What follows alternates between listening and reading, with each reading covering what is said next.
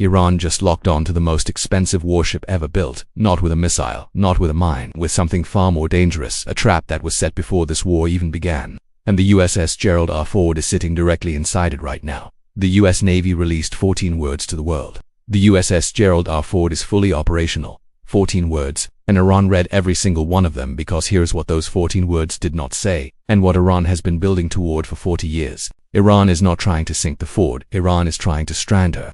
And the trap they have constructed around the most expensive warship ever built is already partially closed. Stay with me, because what is happening in the Red Sea right now is not a story about a fire in a laundry room. It is a story about the most sophisticated logistics trap in modern naval warfare, and the world's most powerful carrier strike group sitting directly inside it. Here is the conflict pair you need to understand.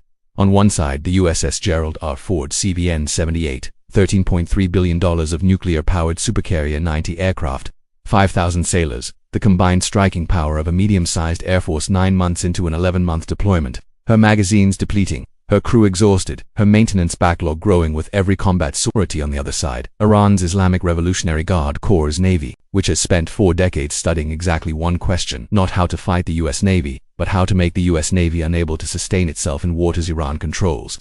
The answer they arrived at is not a missile, it is not a mine, it is not a submarine, it is time, sustained friction. The slow bleed that drains magazines, strains logistics, and tests political tolerance until the cost of keeping the Ford in the fight exceeds the strategic benefit of maintaining her there. That is the trap, and it is already closing. Start with what Iran's own state media published days ago, a statement that received almost no coverage in Western press, and that every naval analyst tracking this conflict immediately flagged as one of the most significant strategic communications of the entire war. Iran's Fars News stated that logistics and service centers enabling the USS Gerald Ford aircraft carrier to remain operational were being considered as targets. Read that again carefully. Not the Ford herself. The logistics and service centers keeping her operational. That is not a military boast. That is a doctrine statement. And it describes a strategy that was designed before this war began and has been executing quietly ever since. Here is what the Ford actually needs to stay in this fight, because this is the piece that almost nobody is explaining clearly. The Ford is nuclear powered. Her reactors provide unlimited propulsion indefinitely. Fuel for the ship is not the problem. But her aircraft are not nuclear-powered. Her 90 FA-18 Super Hornets and F-35C Lightning Eyes burn JP-5 aviation fuel on every mission. They need bombs, JDAM guided munitions, AIM-120 AMRAMS, AIM-9X Sidewinders, AGM-88 HARM anti-radiation missiles. They need spare parts for 90 aircraft conducting sustained combat operations day after day. They need food for 5,000 sailors operating under continuous combat stress. All of that arrives via one category of vessel that almost never makes the news. The combat stores ship. The USNS Supply, hull number TAOE-6, is the replenishment vessel assigned to support the Ford strike group. Iran has publicly designated that vessel as a legitimate military target. Not the Ford. The ship feeding the Ford. The strategic logic is elegant and devastating. You do not need to sink a $13.3 billion carrier. You need to make the ships feeding that carrier so dangerous to approach that the Ford slowly runs out of the things she needs to keep fighting. And if the Ford cannot be safely resupplied, she is not a combat platform. She is a very expensive, very well-armed ship that is slowly becoming unable to sustain operations. Now understand the human reality of 9 months at sea. Because numbers and doctrine do not capture what is actually happening aboard that ship right now. The Ford departed Naval Station Norfolk, Virginia on June 24, 2025. She was not supposed to be in this fight this long. She was supposed to be a deterrent. The hammer you hold up to convince the other side not to swing first. She became the primary strike platform of the most intensive American air campaign in the Middle East in 2 decades, and the 5,000 sailors who left Norfolk 9 months ago have been conducting sustained combat operations for 16 days straight, on top of 9 months of deployment. The maintenance cycle on 90 combat aircraft operating in a high-tempo strike environment is brutal. Engines need replacement. Avionics need servicing. Hydraulic systems need inspection after every arrested landing on a carrier deck. The maintenance backlog that accumulates over 9 months of sustained deployment does not pause because a war starts, it compounds. And the sailors maintaining those aircraft, the aviation technicians, the ordnance handlers, the damage control teams are not fresh. They are 9 months deep into a deployment that nobody planned to extend into a shooting war. Vice Chief of Naval Operations Admiral Kilby confirmed to a Senate committee that the Ford's deployment will be extended to approximately 11 months, meaning she is expected to remain at sea through May of this year. The crew that left Norfolk in June 2025 may not see home until May 2026. Frustrated sailors had previously been caught, deliberately blocking the ship's plumbing systems in protests before the war even started. Now they are conducting combat operations, That is the human dimension of the logistics trap that Iran is exploiting, not just depleting magazines and fuel, but depleting the people who operate the systems those magazines feed. Now understand the weapons Iran has already deployed into the waters around the Ford. On March 10th, U.S. Central Command released a statement that deserved banner headlines. CENTCOM announced that U.S. forces had eliminated 16 Iranian mine-laying vessels near the Strait of Hormuz in a single day of operations. 16 ships whose sole purpose was to scatter naval mines into the approaches of the most strategically critical waterway on Earth. That sounds like a victory. And in one narrow sense it was. But MIT professor Caitlin Talmadge posted a correction within hours. She wrote that Iran has thousands of small vessels that could be used to lay mines, that those vessels could have been dispersed before the war started, and that Iran has extensive tunnel networks to protect and launch such vessels, including submarines specifically useful for mine laying in shallow water. Thousands of small vessels, underground tunnel networks, submarines already deployed. The 16 mine layers CENTCOM destroyed were the ones America could see. The question is what is happening 30 meters below the surface in the confined, shallow, acoustically complex waters of the Persian Gulf, where Iran has deployed more than 20 Ghedera-class submarines, each one optimized for mine insertion, short-range torpedo attack, and special operations support in confined waters. You do not need to sink a supercarrier with a submarine. You need to force the carrier's anti-submarine patrol aircraft, its dipping sonar helicopters, TS escorting destroyers, entire sensor suites, to spend their time hunting for those submarines instead of hunting for missile launchers and minefields. That defensive effect, the diversion of intelligence assets away from offensive strike missions into defensive posture, is worth more to Iran than a single torpedo hit. That is Iran's doctrine: sustained friction, not a decisive blow. Now the weapons that should have every naval analyst awake tonight. The escort destroyers protecting the Ford each carry approximately 96 interceptor missiles SM-2, SM-23, SM-6, plus evolved Sea Sparrow missiles 96, the Heritage Foundation's 2026 Index of U.S. Military Strength identified magazine depth as the most significant vulnerability in American naval air defense. Robert Greenway told reporters on March 3rd that munitions for Patriot and THAAD systems are being depleted, not just in this conflict, but for everything else as well. Run the mathematics. If the IRGC launches a coordinated swarm of 500 Shade-type drones plus a simultaneous salvo of 20 NORAD sea-skimming cruise missiles against the Ford strike group, 2 destroyers with 192 total interceptors available face a 5-100-drone-plus-20 missile composite attack. The mathematics breaks down before the swarm is halfway through, and every SM-3 and SM-6 that is fired cannot be reloaded at sea.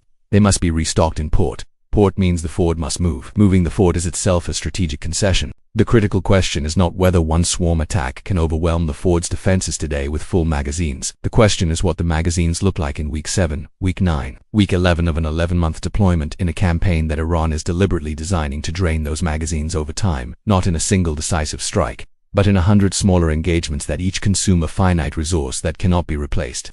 Without breaking the operational tempo Iran is trying to sustain pressure against. Now here is where the story gets exponentially more dangerous. And this is the part that should make every person watching this lean forward in their seat. Weeks before Operation Epic Fury launched, intelligence reports began circulating about a $5 billion arms transaction between China and Iran. The package includes 50 CM-302 anti-ship missiles, the export designation for the Chinese YJ-12, what the People's Liberation Army calls the carrier killer, Mach 2.5 to Mach 3.0, a range of 280 kilometers, a flight profile that descends into a sea-skimming terminal phase at supersonic speed, compressing radar reaction time 2 seconds. Dr. Alessandro Arduino of the Royal United Services Institute described it precisely: a game-changer missile system that increases to supersonic speed near the target, making it very difficult to intercept, especially if there is an aircraft carrier nearby. The USS Gerald Ford is nearby. CM-302 missiles have already been fired against U.S. naval assets in this conflict. They were intercepted, but every SM-3 and SM-6 fired to stop them is now gone. And there is a version of this story that is substantially darker. Reports describe Iran nearing a deal with China for the full specification.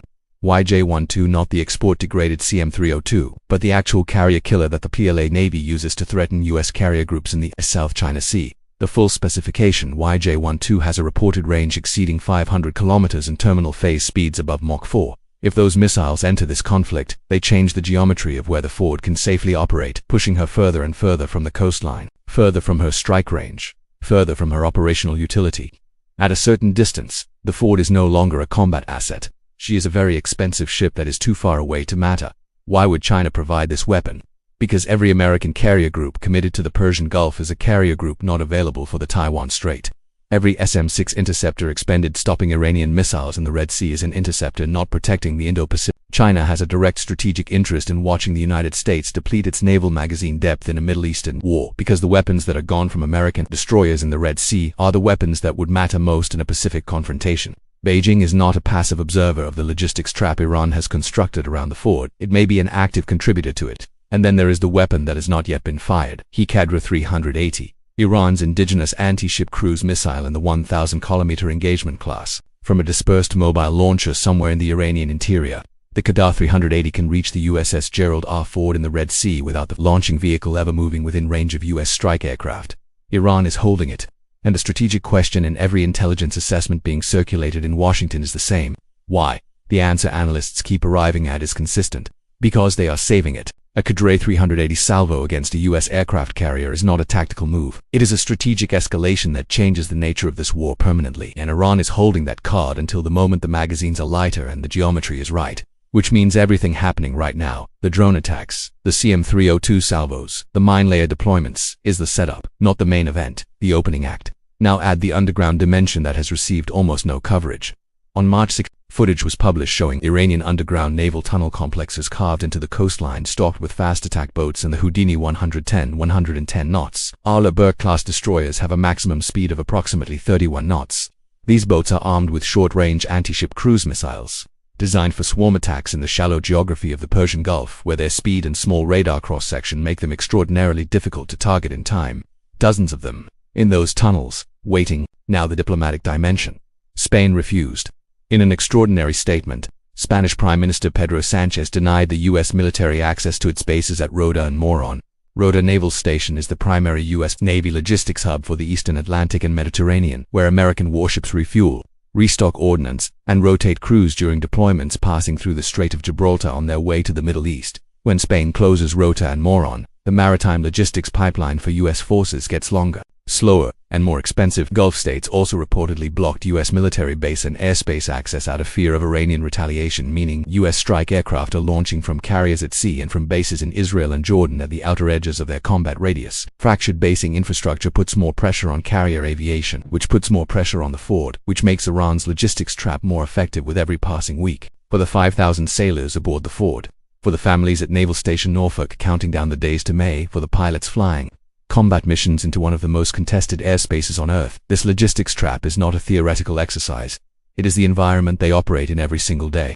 Every resupply run, every escort patrol, every combat sortie is flown against the background of a military doctrine specifically designed to make their presence in these waters unsustainable over time. Iran has built a machine to drain three things simultaneously: time, interceptor inventories, and political tolerance. The fire in the Ford's laundry room was not that machine activating, but the 48 minutes between the first smoke images going viral on Iranian state media and the Navy's official statement was Iran testing something far more dangerous, testing how fast disinformation spreads, how quickly shipping insurance rates respond to uncertainty about the Ford's operational status, because the weapon that strands a carrier before a single missile is fired is the loss of confidence by allied governments, commercial shipping companies, and insurance underwriters that the carrier's protective envelope is intact. Here is where this war stands right now.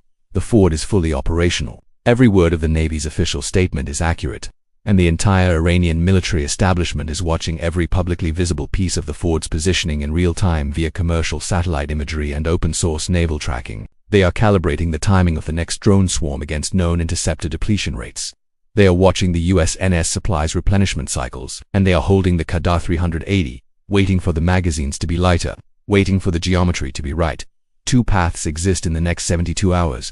The first is the one where the approaching USS George H.W. Bush, currently 10 to 12 days from the theater, and back-channel pressure creates enough cumulative deterrence that a commercial ceasefire in the strait is reached before the full trap closes. The second is the one where Iran springs everything simultaneously. The Qadra 380, the Ghadir submarines, the Houdini 110 swarm, TCM-302 salvo, testing whether the Ford's remaining defensive envelope is thick enough to survive the engagement that her magazine depth was always designed to prevent. Iran's doctrine says do not fight the war America wants to fight. Fight the war that drains America's magazines, strains America's logistics, and makes the cost of sustaining the Ford's presence exceed the strategic benefit of keeping her there.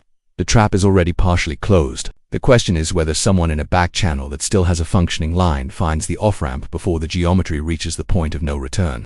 Subscribe now and turn on notifications. Watch the USNS supplies position. Watch whether the Bush moves up its deployment timeline. Watch whether the Qadar 380 disappears from its last known coordinates. Because in this war, the weapons that have not yet been fired tell you more about what comes next than the ones that have. Tell me in the comments, do you believe Iran will spring the full trap before a deal is reached? Or does the back channel that is still open represent the last chance to close this before the Ford's magazines reach the point where the geometry finally works in Iran's favor?